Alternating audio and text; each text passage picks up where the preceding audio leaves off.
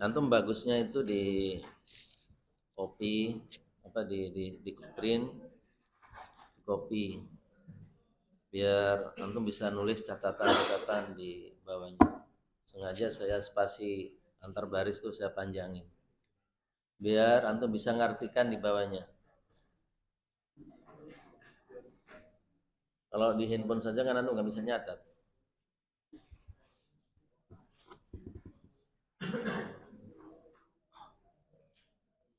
Dan ngelihat handphone sama ngelihat cetakan kan beda. Baik, al-qawaid al-fiqhiyah atau kaidah-kaidah fikih. Al-qawaid jamak dari kaidah. Qaidatun jamaknya qawaid yang artinya adalah al-asas, dasar, landasan.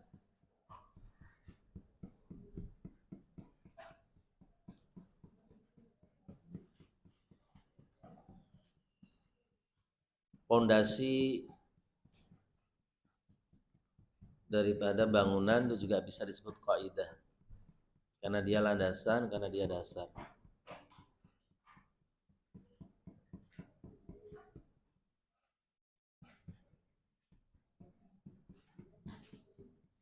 Orang Arab juga menamakan lapangan terbang itu juga kaidah sebagai tempat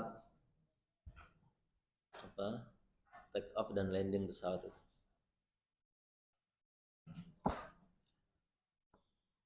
Jadi dasarnya sesuatu itu adalah kaidah.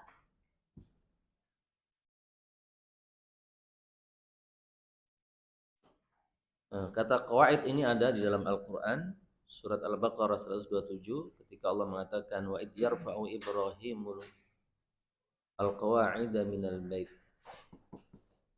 Dan ingatlah ketika Ibrahim mengangkat dasar-dasar dari Ka'bah. Maksudnya fondasi.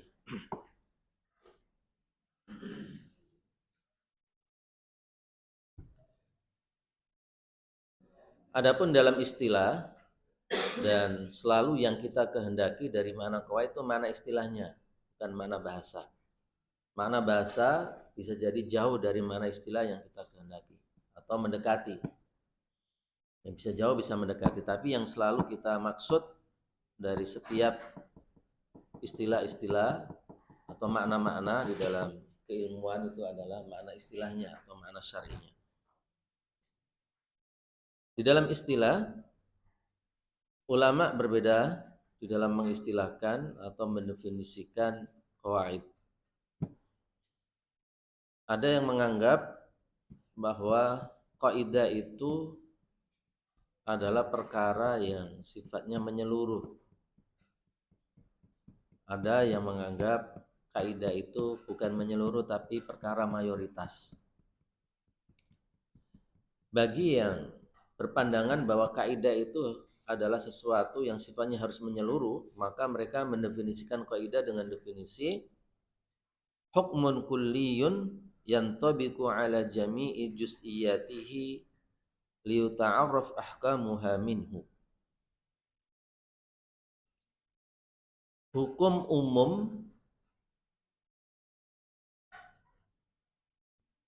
yang berlaku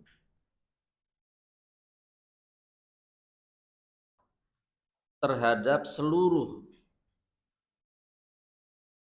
cabang-cabangnya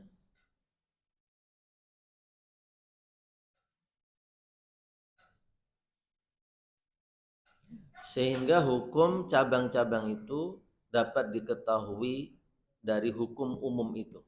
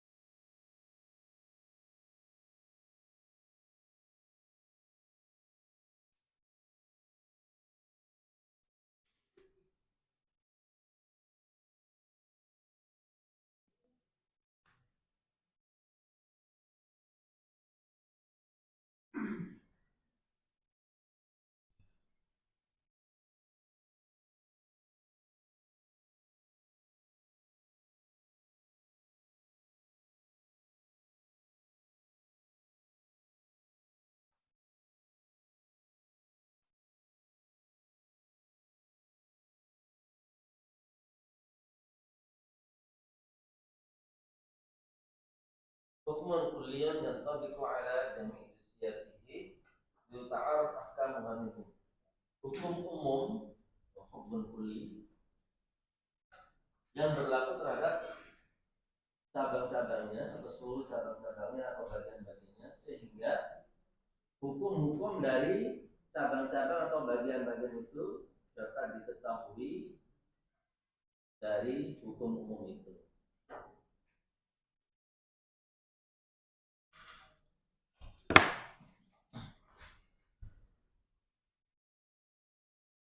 Jadi dia adalah pengikat masalah-masalah fikih yang banyak.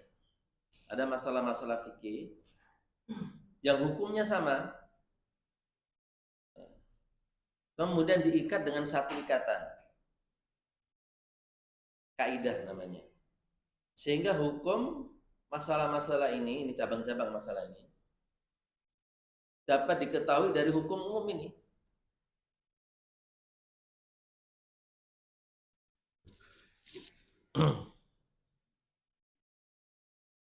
Contoh misalkan,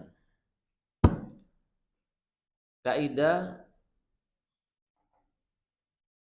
yang mengatakan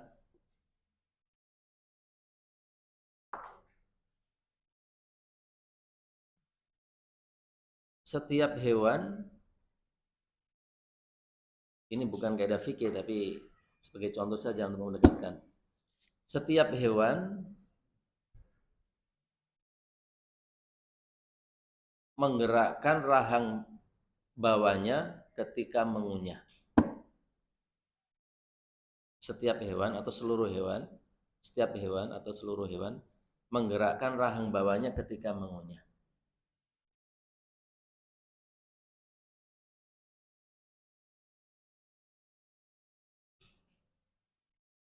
Coba sebutkan hewan-hewan. Anjing. Hewan apa tidak dia? Hewan.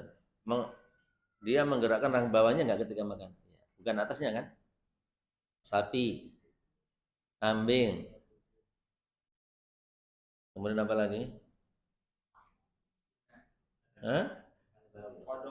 Semua hewan menggerakkan rahang bawah ketika mengunyah. Jadi kaidah setiap hewan menggerakkan rahang bawahnya ketika mengunyah, ini kaidah yang mengumpulkan semua hewan dalam satu hukum yang sama. Ini kaidah. Kaidah ini hukum umum yang mengikat semua cabang-cabangnya, semua bagian-bagiannya. Kata hewan punya bagian-bagian dan dapat jamak apa? Kambing, sapi, anjing, serigala dan seterusnya. Ini cabang-cabangnya. Ini bagian-bagiannya. Disatukan dengan satu kaidah namanya apa? Setiap hewan menggerakkan rahang bawahnya ketika mengunyah.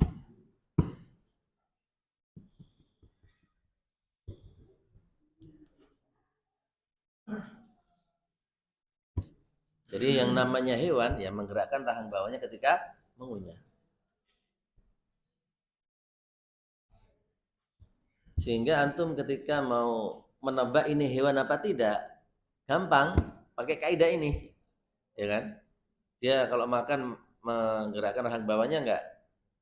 Kalau iya berarti hewan. Jadi hukum umum ini bisa kita jadikan alat untuk mengenal cabang-cabangnya, bagian-bagiannya. Apakah ada hewan yang tidak menggerakkan rahang bawahnya tapi rahang atasnya ketika mengunyah? Buaya. Buaya menggerakkan rahang atas, bukan bawah.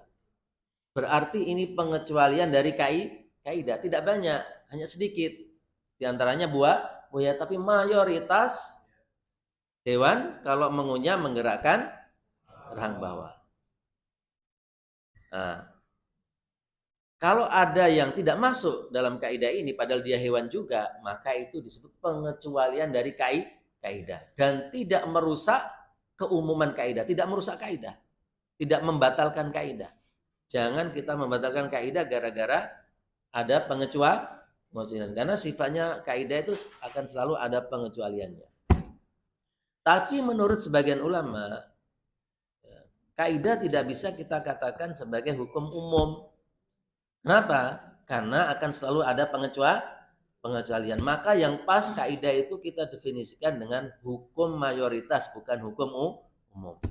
Maka sebagian ulama mendefinisikan dengan definisi kaidah adalah hukum mayoritas yang berlaku terhadap seluruh bagian-bagiannya, yang berlaku kepada bagian-bagiannya atau cabang-cabangnya, sehingga hukum cabang-cabang itu diketahui dari hukum mayoritas itu. Jadi karena ada pengecualian dari kaidah, maka sebagian ulama ketika mendefinisikan kaidah tidak mendefinisikan dengan kalimat hukum umum, tetapi hukum mayoritas.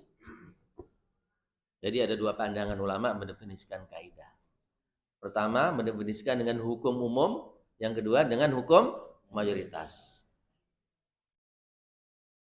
Yang berdalil yang berpandangan bahwa kaidah itu hukum mayoritas bukan hukum umum. Kenapa?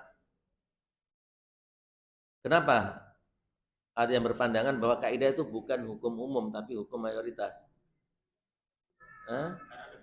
Karena akan selalu ada pengecualian dari kaidah. Tapi bagi yang berpandangan bahwa kaidah itu hukum umum, mereka mengatakan kami tidak mengelak, kami tidak mengingkari adanya pengecualian dalam setiap kaidah. Tapi itu tidak menutup atau tidak membatalkan keumuman kaidah. Namanya kalimat umum itu tidak selalu harus mencakup semuanya, tapi mesti ada pengecualian-pengecualian. Jadi kalau antum mendefinisikan kaidah hukum umum atau hukum mayoritas sama-sama betul. Atau kalau disuruh menyebutkan dua-duanya berarti sebutkan dua-duanya. Jadi kalau salah satu sudah betul. Karena umum juga ada pengecualian. Kalau hukum umum ada pengecualian. Akan selalu ada.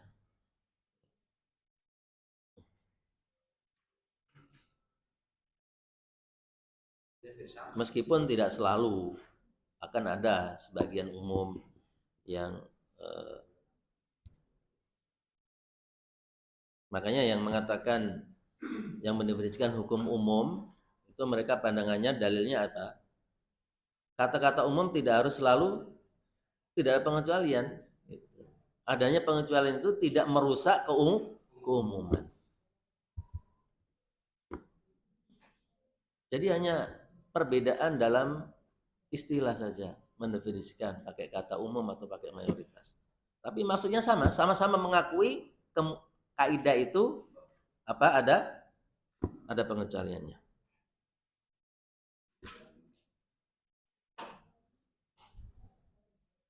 Ini rahasia umum misalnya. Apakah setiap orang tahu? Mayoritas. Mayoritas. Kata umum itu seringkali untuk mayoritas.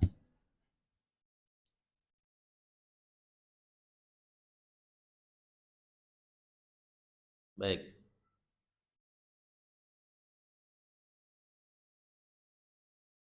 Nah, di baris terakhir di halaman 1 itu, di situ ada alasan-alasan dari ulama yang berpandangan bahwa kaidah itu atau adanya pengecualian dari kaidah itu tidak merusak keumuman kaidah. Alasannya ada 3.